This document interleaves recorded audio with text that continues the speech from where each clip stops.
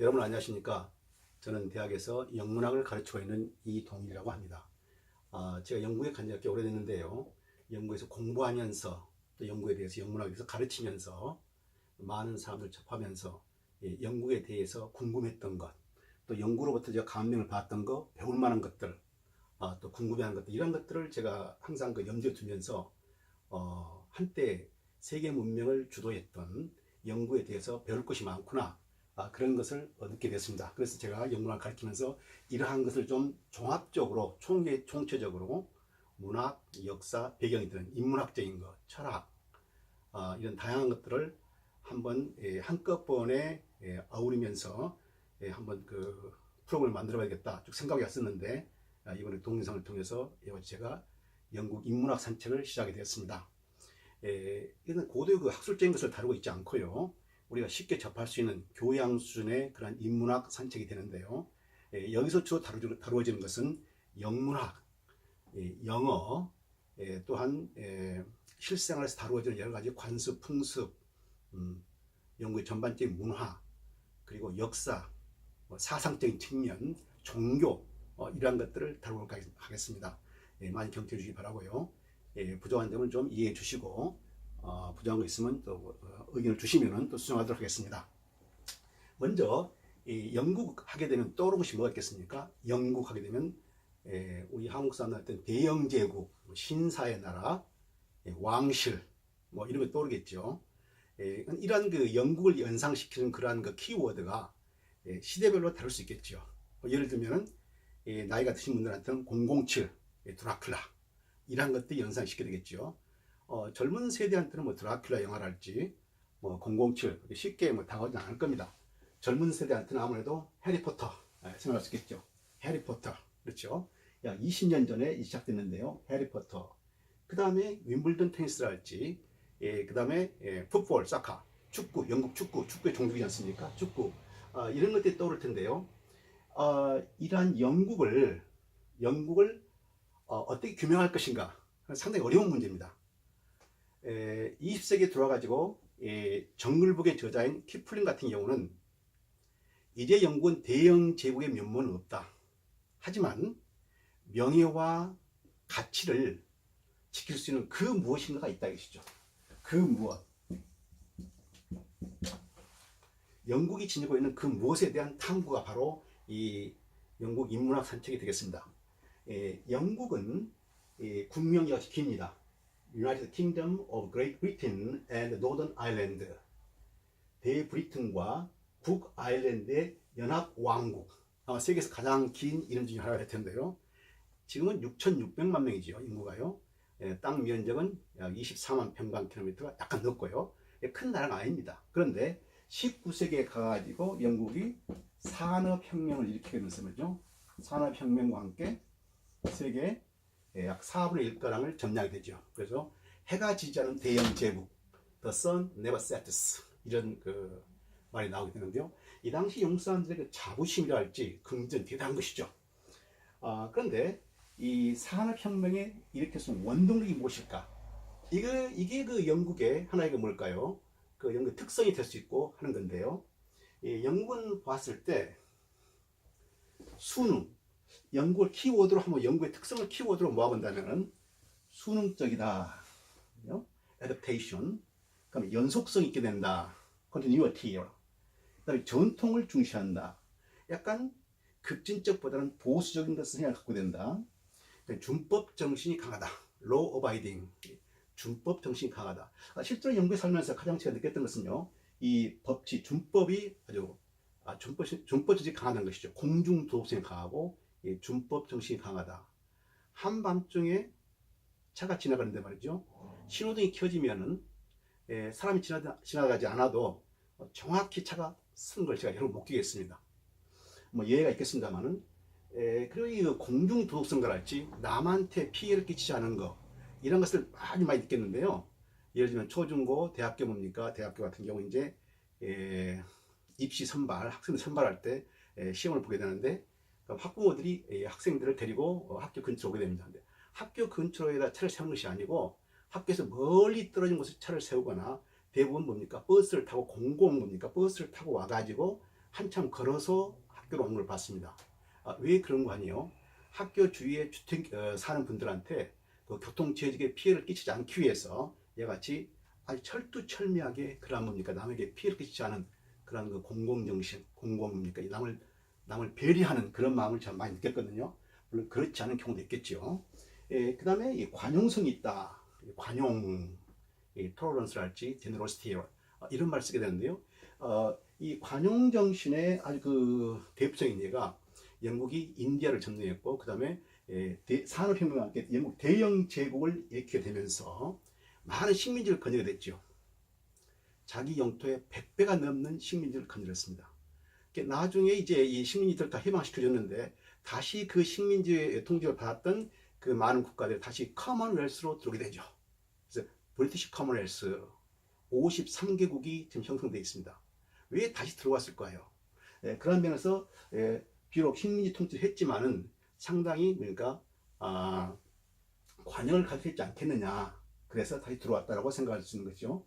그 다음에 영국 사람의 기저에는 생각의 기저에는 이 이성과 합리가 바탕을 두고 있습니다.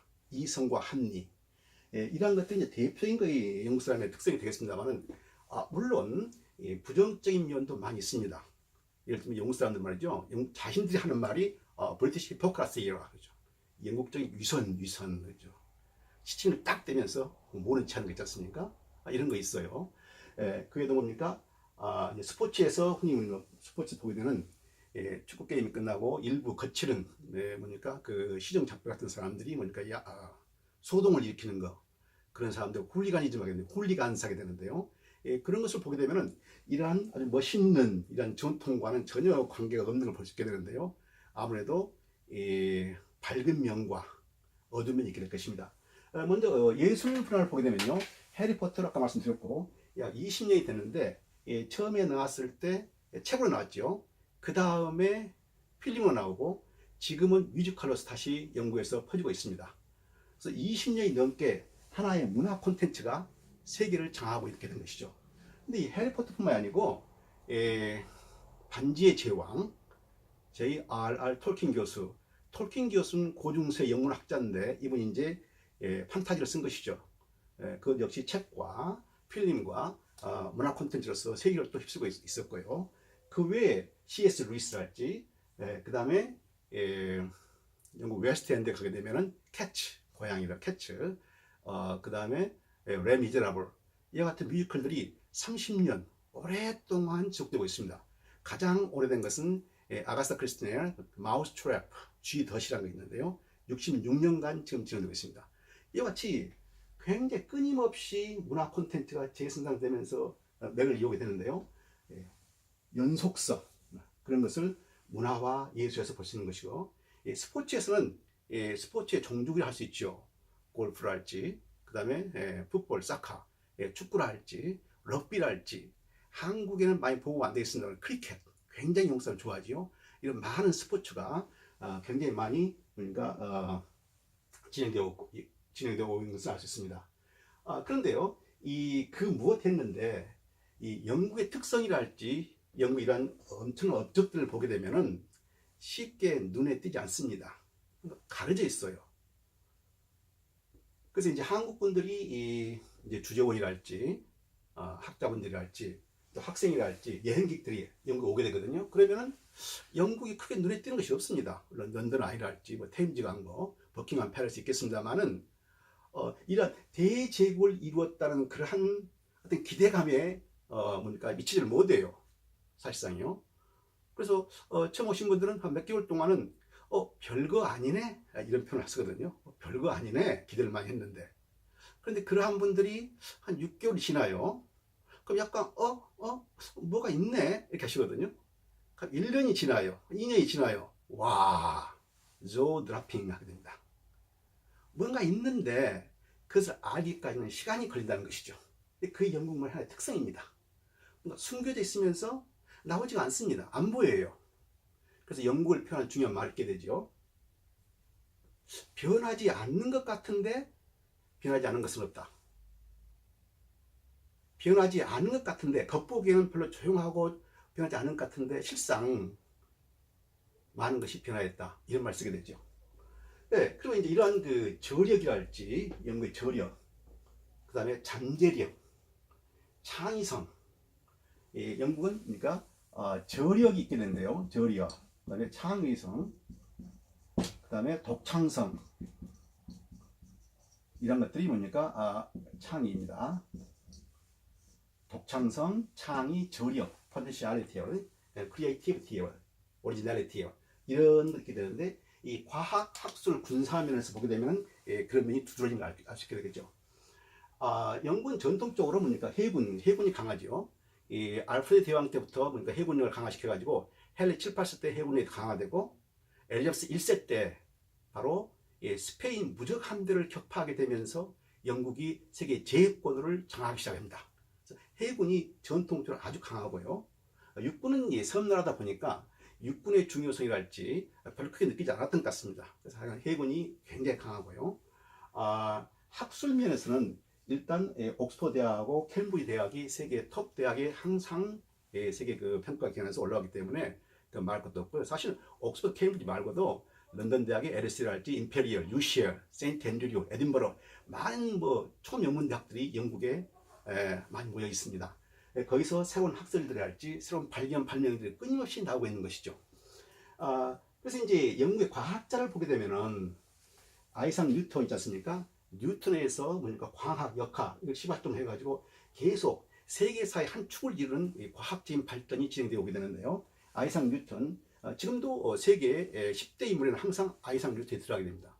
영국 사람이 뽑은 것이 아니고요. 프랑스, 독일이랄지 다른 국가에서 뽑았을 때도 아이삭 뉴턴은 항상 선두에 오르게 됩니다. 아이삭 뉴턴, 다윈, 셰익스피어 이런 사람들은 항상 아주 높은 순위를 차지하게 되는데요. 그 다음에 뉴턴에 이어서 다윈 나오죠. 19세기 다윈 진화의 창시자. 호킹 박사 있게 되고요. 그렇게 되는데 사실 이 20세기 말에 복제양 돌리가 나오게 되죠. 유전생물학, 유전학 있지 않습니까? 이 복제양 돌리가 나와가지고 20세기 과학의 마무리 시점에서 한 획을 긋습니다. 그게 바로 복제양 돌리입니다. 스코틀랜드의 아주 조그마한 연구소에서 복제양 돌리가 뭡니까? 나왔었죠. 근데 사실 이 20세기 말입니다만은 영국의 그 주요한 연구소가 굉장히 많습니다. 그 중에 하나가 캠브리지에 있는 캐벤디시 연구소죠. 이 캐벤디시 연구소에서는 여러 가지 뭡니까 세계에 뭡니까 한 획을 긋는 과학적인 업적이 나왔는데 핵 물리학, 전자, 유전 생물학 이런 부분에서 굉장한 발전을 많이 해왔죠. 그래서 왓슨 박사랄지 그다음에 크릭에 의해서 DNA 이중 구조가 발견되었고요. 굉장히 그러한 연구소가 곳곳에 주요한 대학에 있게 됩니다. 이런 것을 보게 되면은 굉장히 영국이 독창성 창의력이 강하다는 걸 아시죠? 근데 이런 학술적인 면에서의 창의력뿐만 아니고 아까 보았던 예술과 문화에 있어서도 굉장히 그런 창의력이 끊임없이 뭡니까 연속성을 가지고 나오고 있다는 것이죠. 이런 것은 그 영국의 그 저력이랄지 그런 것을 보여주는 하나의 바로미터가 될 수 있겠습니다. 자, 그러면은요, 이제 영국을 더 우리가 더 이제 깊이 들어가게 되는데, 영국은 이제 이외에도 외교가 꽃이다. 그럼 하게 되거든요. 세계 각국의 외교관들이 가고 싶어 하는 곳. 그죠? 그것도 영국 하게 되면 롤스로이스, 자동차의 대명사 롤스로이스. 네. 이런 것들이 많이 있고요. 그리고 의술에 있어서도 이 옥스퍼드 대학을 중심으로 한 이 의술은 세계 톱으로 인정받게 되죠. 그래서 굉장히 자랑할 것이 많은 그런 나라가 영국을 할 수 있겠는데요. 이 자랑을 따라서 자기들이 프라이드를 느낄 수 있는 어떤 그 긍지 프라이드를 느낄 수 있는 어떤 뭐가 있다는 것이죠. 그런데 그 재밌는 것은요. 영국이 예술, 문화, 스포츠, 군사, 학술, 과학 뭐 이런 여러 가지 뭐 업적들이 많이 있게 되는데 정작 영국 사람들은 별로 모른다는 겁니다. 별로 몰라요. 그에 대해서요. 셰익스피어를 모르는 사람 없지 않습니까? 영국 사람도 셰익스피어를 다 압니다. 아는데 저희가 그 학교 다닐 때 중학교 때 배웠던 것이 셰익스피어를 인도하고도 바꾸지 않겠다. 그 구절을 제가 들었거든요. 그래서 영국에 가가지고 셰익스피어를 공부하면서 그 구절이 생각나가지고 교수님한테 물어봤어요. 셰익스피어를 인도가 바꾸지 않겠다. 누가 말했습니까? 물어보니까 잘 모르겠다는 겁니다. 영문학 교수, 셰익스피어 전공자가 말이죠. 그래서 제가 이제 또 궁금해진 겁니다. 이상하다. 그같이 유명한 뭡니까 문인이 나왔는데 그런 유명한 말을 누가 모르다니. 그래서 여러 교수들 물어봤어요. 다 모르는 겁니다. 그래서 영국에 이제 같은 영문학 공부하는 친구들한테 물어봤어요. 다 모르는 거예요. 아, 이상하다. 한국에서는 웬만하면 그 말을 아는데 셰익스피어를 인도가 바꾸지 않겠다. 그 정도로 셰익스피어의 뭡니까 문화적인 문학적인 가치가 중요하기 때문에 다 아는데 영국 사람은 정작 모르는 겁니다. 너무나 궁금했거든요. 그러다가 어느 방송 보다가 칼라일이 그 말 했다는 걸 제가 알게 됐어요. 이 정도로 실제 영국 사람들은 이 세부적인 걸 잘 모릅니다. 아까 제가 이 긴 영국 이름 군명을 제가 말했는데요. 사실 이 군명을 제대로 알고 있는 영국 사람은 10%도 안 됩니다. 잘 몰라요. 우리가 좀 공부를 하고 우리는 알고 그러니까 단편적인 지식이긴 합니다만은 이렇게 외워서 알고 하는데 영국 사람들은 그런 거에 별로 관심이 없고 좀 그러한 면이 있게 되죠. 이런 걸 봤을 때 영국 사람들이란 것이 어쩌면 좀 뭔가 무관심해 보이기도 하는 것이죠.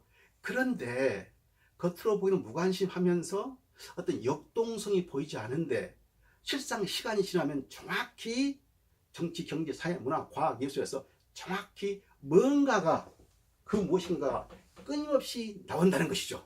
또 그러한 것들이 세계 사람들한테 영향을 끼치게 된다는 것이죠.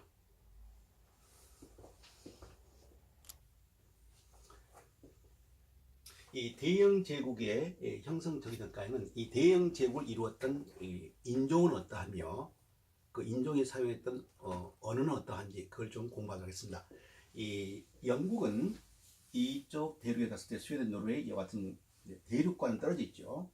근데 대륙과는 떨어져 있는데 19세기 영국 지성인들한테는 우리나라가 영국이 대륙과는 멀리 있지만은 대륙에 소속되어 있다는 것을 잊지 말아라 그런 말 하게 됩니다. 그래서 섬나라로서의 그 아이솔레이션, 그 격리되어 있는 것, 그것을 타파하고 항상 대륙을 의식하면서 정치, 경제, 사회, 문화가 진보되었다는 것을 알 수 있는 것이죠. 이곳은 원래 고대인들한테는 말이죠, 멀리 떨어지고 좀 신비스럽고 어둡고 안개에 덮여 있고 음침한 곳, 그 악마가 사는 곳, 이런 아주 부정적인 이미지가 많았던 것이 바로 이 잉글랜드, 아일랜드가 영국 섬입니다. 이게 서서히 뭡니까 인종들이 들어오기 시작하는데요. 먼저 이베리안이 들어오게 됩니다. 이베리안은 들어온 시기는 알 수 없고 이베리안들은 어떤 그 글자 문명을 가지고 있지 않았고 문명을 남기지 않았습니다. 주로 이쪽 스페인에서 왔을 것이다 추정하고 있는 것이죠. 그 다음에 BC 5세에 가가지고 이 켈트족이 들어오게 됩니다. 이 켈트족은 말이죠, 이곳 중원에 있던 곳입니다. 스위스, 오스트리아 이 중원에 있던 이 켈트족이 이 세계 각국으로 퍼져오게 되면서 이 영국에 들어오게 되는데요. 그 시점이 약 BC 5세기. BC 5세기인데요. 이 켈트족도 뚜렷한 뭔가 글자 문명을 남기지 않았고, 다만 오늘날 영국 국명에 있어서 뭐 테임즈강이랄지 런던이랄지 이 정도의 그 아주 빈약한 그런 그 문명을 남게 되는데, 이 켈트인들은 이 공예품을 잘 만들었고요, 칼 잘 다뤘다고 해요. 그래서 켈트인들이 이곳에서 강력한 호전적인 이 무사 기질을 가졌고 싸움을 잘했기 때문에 대제국이 될 수 있었음에도 불구하고 켈트족은 대제국을 이루지 못합니다. 혈연 중심으로 돼 있었기 때문에요. 그래서 이제 이 켈트족이 와가지고 영국 섬에 정착하게 된 것이죠. 이 켈트족을 흔히 이 브리튼족이 하게 됩니다.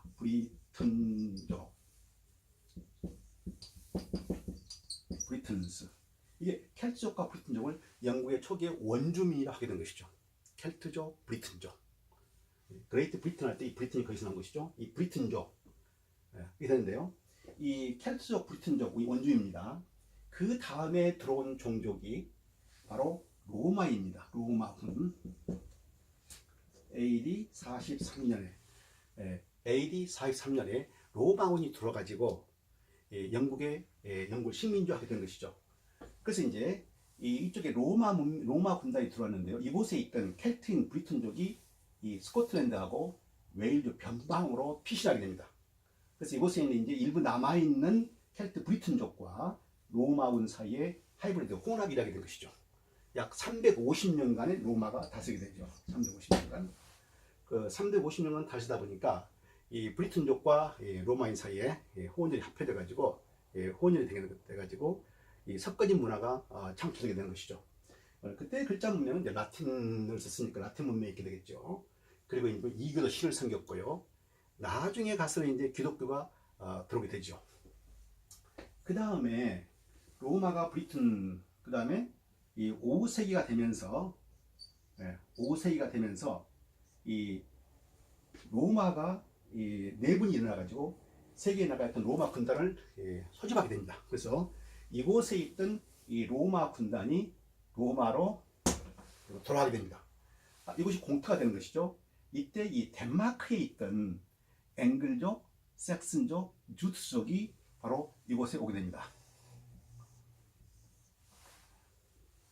학자들에 따라서 견해가 있습니다만 처음에는 지원군으로 왔다가 나중에는 잉글랜드가 뭔가 영국이 좋기 때문에 그곳에 자리를 잡았다. 그렇게 되는데요. 이 로마 군단이 물러나게 되니까 이 변방으로 쫓겨갔던 켈트족들이 이 중원을 침입하게 된 것이죠. 그래서 지원군, 여기에 남아있던 이 브리튼족들이 지원군을 요청했다는 것입니다. 그렇지 않고 또 어떤 학설을 얘기하게 되면 이 앵글스 주트족들이 이미그레이션, 이주가 시작됐다. 그렇게 되는 것인데요. 그래서 이제 이곳에 이제 앵글, ANGLES 앵글족, 섹슨족, 주트족 이 세 종족이 들어가지고 왕국을 형성하게 되죠. 7왕국, 5왕국, 3왕국, 마지막에 웨섹스, 알프레드 대왕의 왕국으로 하나로서 통합이 되는 건데요. 자, 이와 같이 5세기 때 앵글로 섹슨족 주트족이 와가지고 영국을 잡았다 것이죠. 영국을 정착했다 것이죠. 그래서 흔히 그 이후로 쭉 이어지기 때문에 앵글로 섹슨족이 영국의 원류 종족이다라고 사람들이 말하고 있습니다. 그러다가 다시 앵글로 섹슨족 시대가 지나고 8세기, 9세기 되니까 이 바이킹이 들어오게 됩니다. 바이킹족. 이 바이킹족은 말이죠. 이 지역에 있던 사람들입니다. 바이킹족은 덴마크를 포함해서 스웨덴, 노르웨이, 아이슬란드. 이게 뭡니까? 스칸드나비아 하게 되죠. 스칸드나비아. 혹은 노스라고 하게 되죠. 노스, NORSE. 스칸드나비아 종족이 여기에 뭡니까? 들어오게 됩니다. 바이킹족이 들어가지고 이 잉글랜드 침입해가지고 영국을 뭡니까? 반반씩 섹슨 왕국하고 반반씩 나눠서 통치하게 되죠. 그러다가 1066년에 노르만, 프랑스의 서북부에 있는 노르만 윌리엄 공이 영국을 침입해가지고 영국을 점령하게 됩니다. 이게 그래서 이제 이때부터 노르만 왕국, 그리고 이때부터 이제 윌리엄 콩코르에 의해서 이제 프랑스 문물이 영국에 들어오게 된 것이죠. 동시에 이제 불어가 영국에서 뭡니까? 힘을 얻게 되는데요. 노르만, 프랑스 계통의 노르만이 노르만족이 들어가지고 영국을 이제 섹슨족들을 뭡니까? 다스리게 된 것입니다. 1060년 이후에는 종족이 들어오지 않습니다. 그러지 않게 되거든요. 자, 이러한 과정에서 잘 보시면은 사실 오늘날 영어가 19세기에 영국이 대영 제국을 이루었고 세계 4분의 1, 3분의 1, 4분의 1가량을 통치했고 말이죠. 해가지한 대영 제국을 이루었는데 그런 막강한 저력의 이면을 보게 되면은 상당히 이 복합적인 요소가 있게 되는데 그 중에 하나가 바로 이 다양한 인종이 차례대로 이곳에 정착했다는 것입니다. 자, 스페인 계통의 이베리아에 들어왔지요. 그럼 켈트족은 말이죠. 독일, 스위스, 오스트리아, 프랑스 이쪽이거든요. 이 켈트족이 들어왔지요. 로마, 이탈리아 대제국을 형성했던 로마 군단이 로마 라틴 문화가 들어왔지요. 그 다음에 앵글로 섹슨족, 이 덴마크 들어왔지요. 그 다음에 바이킹족, 이 바이킹족, 노르웨이, 스웨덴, 덴마크 이쪽에 바이킹족이 들어왔지요. 이 보시면은 동유럽을 제외하고 서유럽의 대부분 국가들이 종족들이 이곳에 와 있다는 겁니다. 이게 우연일까요? 동시에 이것과 함께 이제 언어가 변하게 되는데요. 켈트는 별로 남아있는 것이 없습니다. 다만 일부가 이제 구전으로서 스코틀랜드하고 웨일즈에서 구전으로서 남아있게 된 것이죠. 로마 시대는 라틴이었기 때문에 그대로 유지됐던 것이고 이 로마 시대 때 로마 라틴어가 사용되었을 것이고요. 그 다음에 5세기 이제 앵글로 섹슨어가 들어가지고 앵글로 섹슨족이 들어가지고 이들이 이 앵글로 섹슨어를 가지고 옵니다. 이들이 앵글로 섹슨어를 가지고 와요. 그게 앵글리시라 하게 되는데요. 앵글리시라 부르는 건 오늘날 잉글리시로 변해야 되는데 이 앵글리시를 가져와 가지고 구전어 여기서 정착하게 됩니다. 나중에 기독교 전류와 함께 이 앵글리시가 이제 문자화 되게 되는 것이죠. 이때부터 이제 그러니까 우리가 쓰는 잉글리시라는 것은 사실 덴마크어입니다. 덴마크. 특이하죠. 네, 그래서 이제 이 앵글리시가 나중에 잉글리시로 변하게 되는데 이 시기를 고대 영어로 합니다. 고대 영어. 네, Old English 혹은 그러니까 앵글로색슨어라고 하게 되죠. Old English 고대 영어를 하게 되는데요. 그 다음에 바이킹이 들어오게 되고 북구 스칸드나비아에 뭡니까? 바이킹이 들어오게 되면서 북구 스칸드나비아의 언어가 혼합이 된 것이죠. 그런데 여기 그 앵글로색슨족은 사실 이 앵글로색슨족이 이쪽 북부족 독일 북부하고 같습니다. 섹슨족 잭슨이었습니까? 그래서 사실 덴마크이긴 합니다만 이쪽이 서부 게르만어입니다. 서부 게르만어. 그래서 이 고대 영어는 이 서부 게르만어 독일어하고 발음이라 할지 문법이라 할지 의미가 상당히 비슷하게 됩니다. 그래서 독일어 영향을 받게 되죠. 그 다음에 이 바이킹이 들어가지고 스칸디나비아어가 바이킹이 들어와가지고 통치까지 했기 때문에 이 북부 스칸디나비아어가 이곳에 또 정착이 된 것이죠. 그거든요. 그 다음에 1600년 중세 시대에 열리면서 노르만족이 들어와가지고 프랑스어가 불어가 이곳에 정착이 됩니다. 그래서 독일어, 불어, 스칸디나비아, 그 다음에 뭡니까? 라틴, 로마 문명 다 섞어지는 것입니다. 이 영어가 나중에 그러니까 오늘날 어떻습니까? 20억이 넘는 인구가 영어의 영향권을 있게 됩니다. 이게 우연히 일치일까요? 그러다가 이제 1600년대 들어서면서 이제 동인도 회사를 영국에 운영하게 되면서 인도로 진출하게 되죠. 그러다 인도를 또 오랫동안 또 지배하게 되는데요. 그 엄청난 인구의 그러니까 인구 통치하고 있는 그곳에 영어가 또 뭡니까 진척이 되는 것이죠. 이와 같이 이 영어가 이미 벌써 국제어 역할을 할 만한 그러한 뭡니까 요소 다양한 뭡니까 언어가 섞여 있다는 것을 우리가 잊어서는 안 될 것 같습니다. 그것도 뭡니까 1620년에 이제 메이플라워를 타고 영국 사람들이 미국 가게 되죠. 그래서 미국 신천지가 개척되면서 거대한 미국 팩스 아메리카나가 이루어지게 되는데 거기에 또 언어가 또 영어라는 것이죠. 그래서 이러한 요소를 봤을 때 이 영어에 그 복합적인 인종이 들어있고 문화가 들어있다는 거. 그래서 그 국제어로서의 그 역할을 담당하는데 이러한 다양한 요소들이 어떤 중요한 역할을 했을 것이다라고 생각이 되는 것이죠.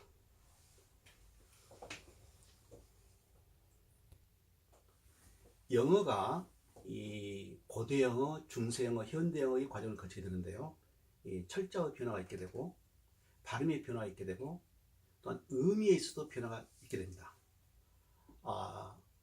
이 보시면은 일단 그 첫 번째로 이제 고대 영어 시작되는데 오늘날 현대 영어 잉글리시라 부르는 이 영어라는 것은 덴마크였다는 것이죠. 잉글리시 이게 본토에 가지고 잉글리시로 변하게 되는데요. 초기의 고대 영어는 이와 같습니다. 중세 영어, 현대 영어인데요. 스콜러, 스쿨 그렇게 되죠. 이 SCOL 고대 영어는 스쿨입니다. 중세 영어는 SCOLE 발음이 틀리죠. 철자가 틀리죠. 그 다음에 현대입니다. 철자가 틀리죠. 또 발음도 틀리죠. 스콜, 스콜러, 스쿨. 또 크리트, 나이트. 이건 오늘날 기사지요. 기사. 또 보시면은 고대 영어 발음은 크리트, 중세는 크니크트. 그 다음에 현대 영어는 나이트. 발음이 틀리지 않습니까? 철자는 같은데 발음이 틀려요. 의미도 이 중세하고 현대는 기사라는 겁니까? 무사인 기사의 뜻을 유지하고 있습니다만은 고대 영어는 원뜻은 크리트는 기사란 워리어 그런 뜻이 아니고요. 유스 젊은이란 뜻입니다. 이 젊은이란 뜻이 기사로 변하게 되고 기사가 되는 것이죠. 그래서 이제 의미의 변화, 철자의 변화, 발음의 변화, 이 다양성을 가지게 된 것이 영어인데요.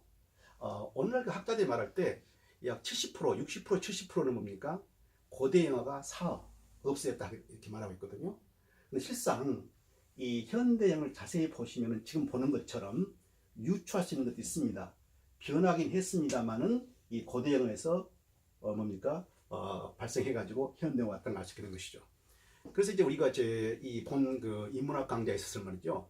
이 영어의 어원이랄지, 이 어원이 품고 있는 의미랄지, 이런 것들을 아주 재미있는 이야기와 함께 엮어보도록 하겠습니다.